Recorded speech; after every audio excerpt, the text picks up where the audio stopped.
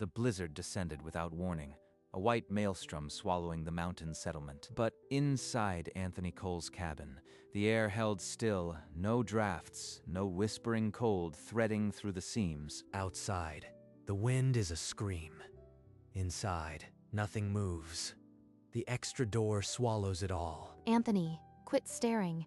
You'll let the chill in just by pressing your face to the glass. Cold doesn't come through glass, Catherine.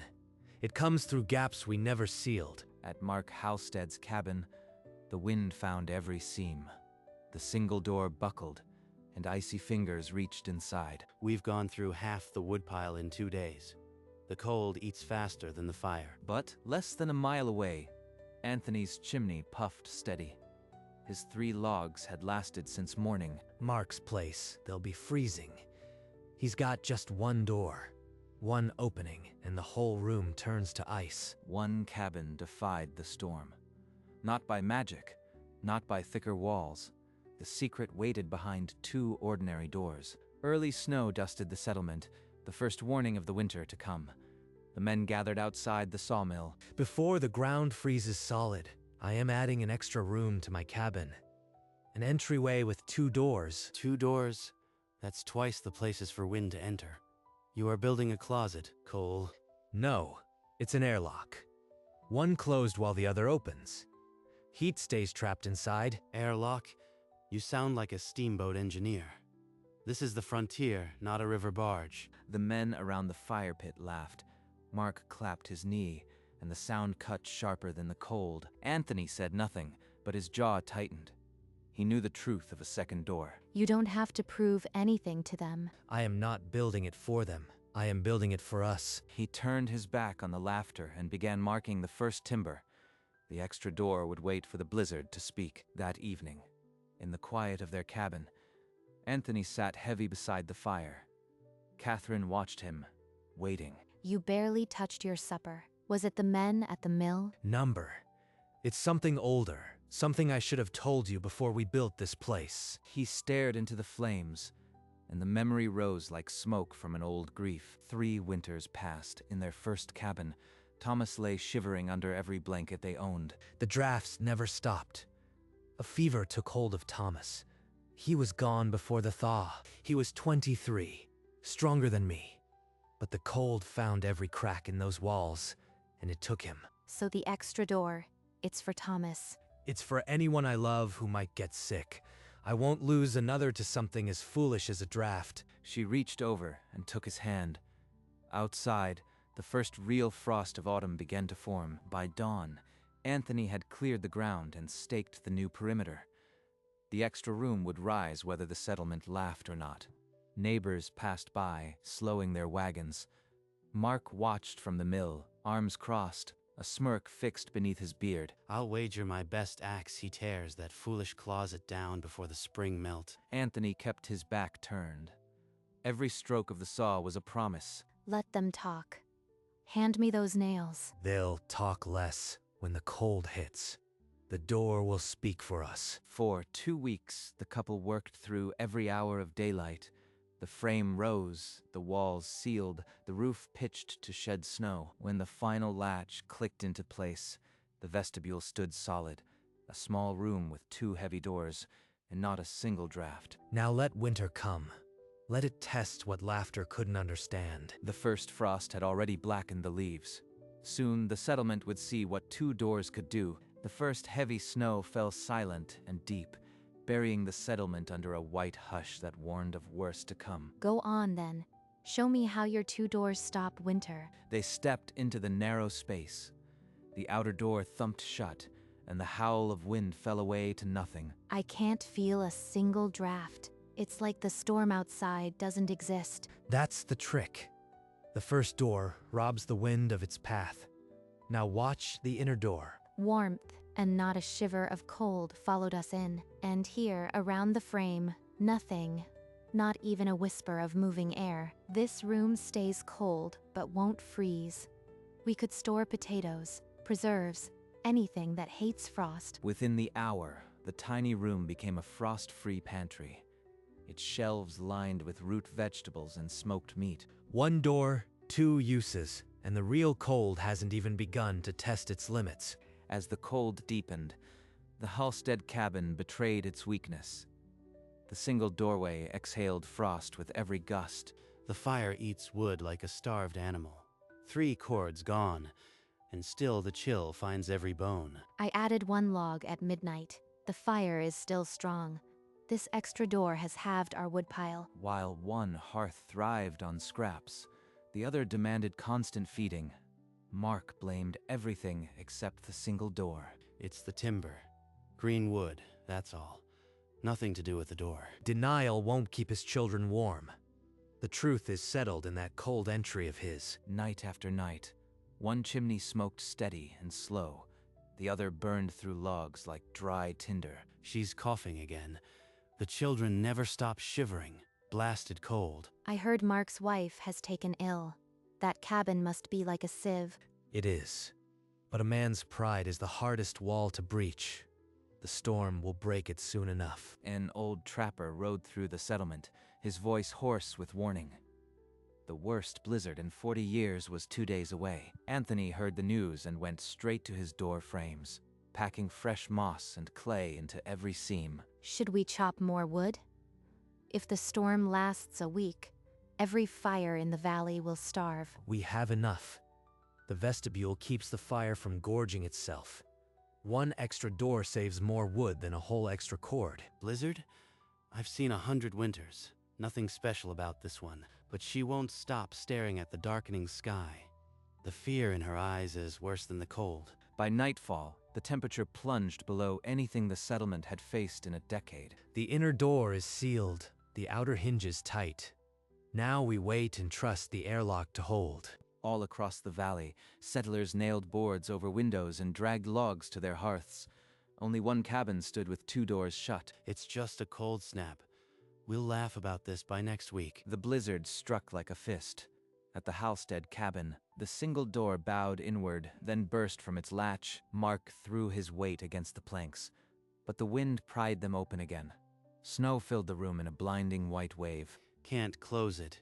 The hinge is already pulling free. It's forcing the cold right onto them. Behind him, his wife screamed, and the fire hissed and died under a drift of ice. The children wailed in the dark. I can see his door thrashing. He's losing the fight. 1 door against a mountain storm is no contest. Is that Mark's cabin? It looks like the wind is tearing it open. It is. And I can't do anything from here. Not yet. The children can't take this cold. If I don't seal the entry, they won't last the night. From his warm window, Anthony watched the struggle. His own family safe behind 2 doors, but the sight of a man fighting a losing battle turned his stomach. The airlock held. Outside, the settlement was beginning to break. In the frozen dark of the Halstead cabin, Mark's wife clutched his arm, her voice cracking. "Do something, Mark. The children won't last." The extra door. Cole tried to tell us. That closet he built. It's been the difference all along. I called him a fool. But I am the fool freezing my family while his cabin stays warm. Pride is cabin stays warm. Pride is cheap in the face of death. He shoved the broken door aside and plunged into the white nightmare, snow blinding him instantly. Keep moving. Just put 1 foot down. Cole's cabin isn't far. The children need this. The wind screamed like a living thing, trying to throw him back. Every step was a mile. Through the frosted window of the Cole cabin, Anthony caught motion in the storm, a dark shape struggling toward him. Is that a person? In this? He won't make it. It's Mark. He's finally realized the truth. Now he's come to learn what a second door can do. Anthony turned from the window and strode toward the vestibule, his hand already reaching for the outer latch. Anthony wrenched open the outer door. Mark collapsed against the frame, his beard a mask of ice. Cole, I was wrong. Please. My family's freezing. Anthony hauled him inside and thumped the outer door shut. The howling gale fell away to a dead hush. No ghost. It's sealed, like a different world. Anthony pulled the inner door open. Warmth flooded the tiny room, but no cold air rushed past them. How? Why doesn't the cold follow into the cabin? 2 doors trap a pocket of still air. Wind can't move through a space that doesn't circulate. Then help me build one. Now. My door is useless. I'll do anything. I am not letting another family freeze. We'll build one with blankets and boards. He snatched a hammer and a bundle of blankets, then plunged back into the blizzard with Mark at his heels. Catherine's face when I turned away. Fear I haven't seen since Thomas. But I can't let another family freeze. The storm had doubled its fury. Each step toward the Halstead cabin was a battle for breath. Only a few hundred yards. Keep moving. The children are waiting. They stumbled through the broken door of Mark's cabin, where his wife and children huddled in the dark, ice forming on the blankets. Where do we start? We need a second barrier. Move that table against the door frame. We'll blanket it. Together, they heaved the frozen table, stacking it close to the door to form a narrow entry. Now the blankets. We nail them above the table to create a curtain door. Seal the edges. In the dim light, Anthony sketched the plan on the frost-covered floor. Mark's children watched with silent, wide eyes. It's so simple. 2 walls of cloth and wood. Why didn't I see it before? Nail the top corners first. Then we'll fold the edges. Drafts can't find a way through if there's no straight path. Mark drove the nails with desperate strength, splitting one of the frozen boards in his haste. It's splitting. The wood's too dry. It's snapping like tinder. Then wrap the blanket over the crack. We're not building for beauty. We're building to stop moving air. They pounded rags into every seam, stuffing wool scraps into the gaps with numb fingers. The wind outside screamed in frustration. My hands can barely feel the nails. But we're almost there. I can feel the stillness start to settle behind the blanket. The makeshift airlock took shape, a rough curtain wall, a narrow space, and the promise of a second barrier. Now we seal the bottom. If even one draft slips under, the whole cabin will leak heat all night. They shoved rolled burlap along the floor, sealing the narrow gap. The entry was crude, but complete. Outside, the blizzard howled. Inside the still air of the new entry, the real test was waiting. Mark's hand trembled on the blanket edge. The moment of truth was a ragged piece of wool. Open the outer blanket. Let the storm hit it, then feel the air behind you. Mark pulled the blanket aside. A blast of ice screamed through the gap, then hit an invisible wall. The inner air stayed still. Moving air can't travel through a dead pocket. That's the whole secret. Now let's bring back the fire. They piled dry kindling over the dead coals. The first flame caught, and a thin thread of warmth curled through the frozen room. The children stopped shivering. Mark's wife drew a breath that wasn't laced with frost. Anthony, I owe you my family's lives. I mocked you, and you built a wall that saved us. You'd have done the same. The cold doesn't care about pride. It only looks for gaps. The cabin slowly bloomed with heat. For the first time that night, the Halstead family gathered without teeth chattering. Outside, the blizzard still clawed at the walls, but it could no longer reach them. The extra door had stolen its path. They sat close to the struggling fire, the storm a distant roar. In the quiet, Mark leaned forward and asked the question that had been burning in him. You didn't just stumble on this. How did you know 2 doors could trap air like that? Anthony stared into the flame for a long moment, then began to speak of a different winter. My brother Thomas died of a draft. Fever took him in a cabin that couldn't hold heat. I swore I'd never let it happen again. The crackle of the fire filled the silence. Mark did not interrupt. So that closet we mocked, it was a grave marker for your brother. No, it was a promise to my wife, and now to you. Mark's eyes drifted to the blanket airlock. Then his expression shifted, a memory of something else. Back east, the big houses have entry halls, 2 doors. I never connected it to this. In that frozen cabin, Mark finally understood.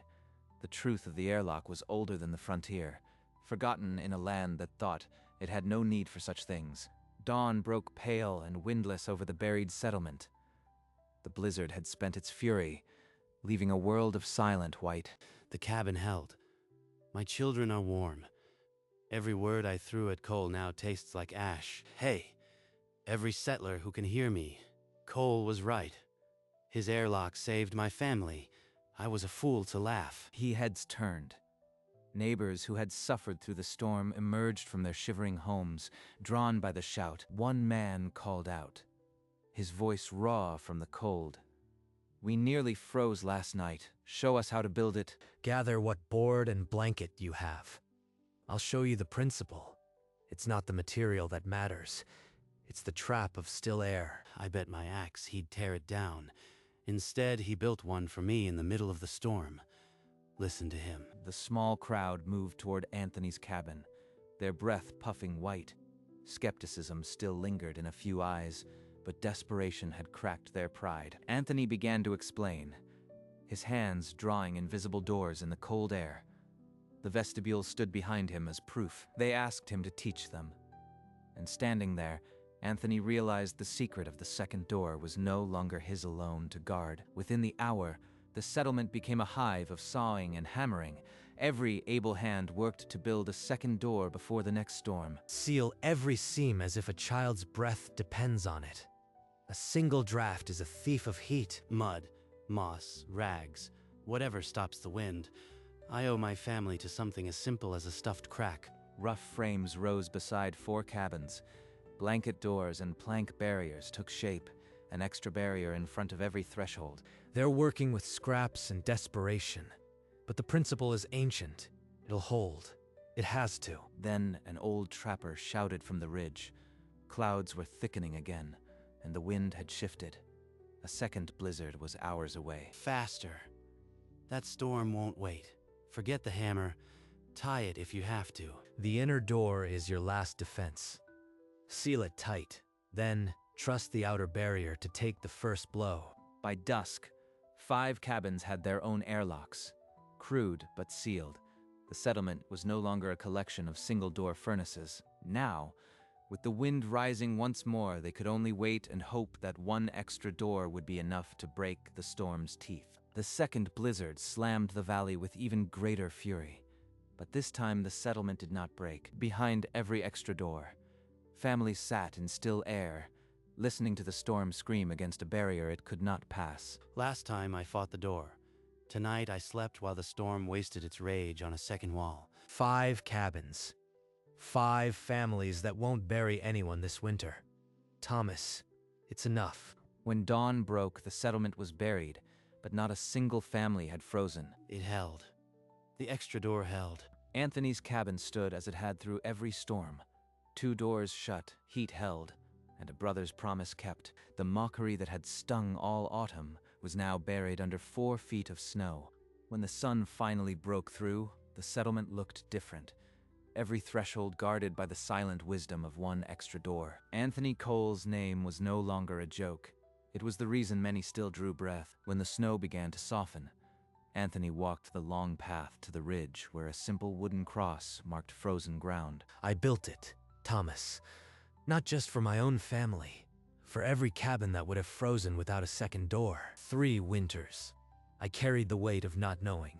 Now, the same grief became a door that held back the cold. He knelt and pressed his palm against the thawing earth, as if passing a message through the soil.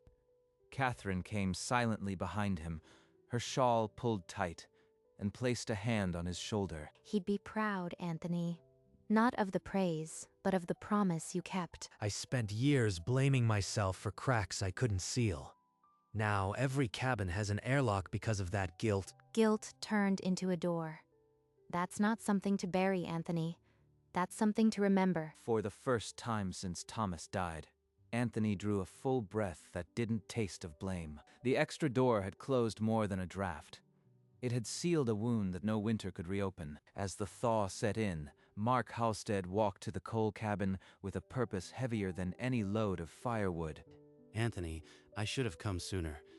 I need to say something before pride quiets me again. Anthony led him inside, and the 2 men sat by the same fire that had once belonged only to one family. I was ignorant. I called your airlock a closet because I couldn't see past my own stubbornness. You risked your life in that blizzard for my children. I'll never mock wisdom again. You learned in one night what takes some men a lifetime. The door isn't mine anymore. It's the settlement's. Mark reached into his coat and placed a hand-carved axe handle on the table. The the wager he had lost and now returned with honor. This belongs to you. Not as a lost bet, as a thanks. Every handle I carve now will remind me of the door that saved us. Then we'll use it to build more second doors. Every cabin in this valley is going to have one by next winter. They shook hands over the fire, the old mockery replaced by a bond forged in a storm and sealed by one extra door. On the first warm evening of spring, the settlement gathered around a shared fire, the smell of thawing earth mixed with the smoke of a dozen chimneys. We owe our lives to a man who built a closet. Laughter rippled through the crowd, not the harsh mockery of autumn, but the easy camaraderie of those who had survived together. 2 doors, 1 small room, and not a single grave dug because of the cold this winter. The door was just common sense. Any of you would have done the same if you'd seen your brother shiver through a winter. He spent every free hour building it, not for praise, so that no wife would have to sit beside a draft with a dying husband. The settlers raised their cups in silence, a toast to a brother lost, and a truth reclaimed. Later, alone at his cabin, Anthony placed his hand on the inner door, the one that sealed the gap between grief and warmth. The 2 doors stood as they had since the first frost. Ordinary wood, extraordinary secret. An entry that let no wind enter, no heat escape, and no death take what one extra door could keep alive. That night, long after the celebration, Anthony and Catherine sat alone in the quiet of their cabin. The fire had burned low and blue. All winter, I never once heard the wind inside. That's a gift, Anthony. Peace and quiet are the simplest things. 1 extra door gave us both. And it gave the settlement a reason to listen. Even Mark. Mark will make a fine ally. Hard men learn hardest, but once they do, they don't forget. They sat in the still air the second door had sealed, and for a while neither spoke. Thomas would have liked this. Sitting by a fire that didn't flutter from drafts. He's here in this warmth, Anthony. He always was. You just needed the right door to feel it. A log shifted, sparks rose, and the 2 of them remained, wrapped in the invisible promise of 1 extra door. And in that quiet, the secret whispered what it had always whispered. Warmth is just still air, and still air is everything. By the time the snow melted, the vestibule stood as sturdy as the day it was built. The outer door, once a target of mockery, now bore the scars of the blizzard with quiet dignity. Beyond it, the inner door opened to warmth, a warmth that had never wavered through the worst winter in memory. Anthony Cole's stubbornness had become the settlement's salvation. 1 extra door, so simple that no one believed it until the cold forced them to see. But the principle was older than the mountains, hiding in plain sight. Grand houses in the east had known it for centuries. An entry hall, an airlock by another name. Here on the frontier, it took one man's grief to rediscover what civilization had forgotten. And now, every cabin that added a second door carried that quiet truth. The secret of the still air was never a secret at all. It just needed someone willing to build a door for it.